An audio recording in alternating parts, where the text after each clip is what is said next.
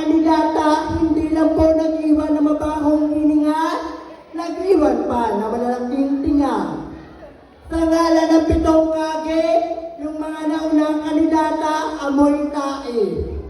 Sa ngalan ng pitong Dragon Ball, ang kasunod sa akin, mukhang bulbol. Ang sabi ni Pangulong Duterte, pinapatay na raw ang lahat ng adik sa Pilipinas. Bakit si candidate number 3 hanggang ngayon buhay pa din? Kung ang buang ang pangabol ba to, si candidate number 5 nagbuang ay tungod sa suyop ng shabu.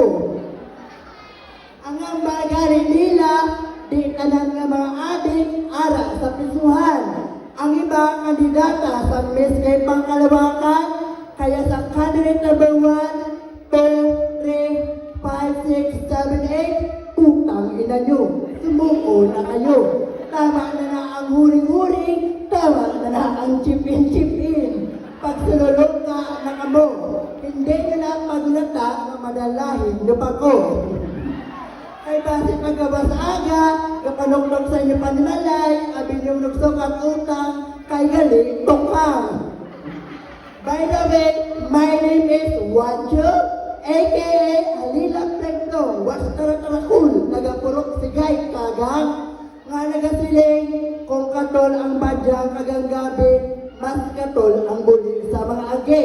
Kaya wala sa itlog na maitog sa mga upod ko ng mga agi ng mga patay gutom. Mahirap po talaga mabuhay dito sa mundong ibabaw. Kundi ka naman tunay na lalaki. Tama? Mahirap po magpapabae kundi ka naman tunay na babae. Tama? Pero ang mas pinakamahirap, pinanganak kang tomboy mo ni Princess ang pangalan mo. Ang bagay nila, magbiro ka lang daw sa mading, at sa bagong gising, at sa lasing, wag lang sa tomboy na gumagamit ng Mr. Wigwig. Sa mga babae nila, kung hindi nyo gusto masakitan, ang mga tomboy, pag-cutter ng permit. Yes, once again, this is your lovely candidate number 4. Should I say, bago ko po iwan apat ng sulok ng planong ito, may isa lang po akong kasabihan ng pawang katotohanan.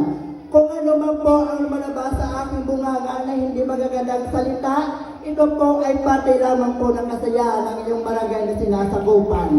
Dahil bilang isang bakla, madali lang po mapaiyak sa amin ng isang tao, pero mas mahirap po sa amin magpatawa ng libong-libong katao dito sa mundo. Dahil naniwala ako, naiintindihan po ako ng ilan, kung siyain man ako ng karamihan, dahil kung sino mapanakit, sino mapanglait, siya ang hindi pupunta sa langit. Maraming salamat po.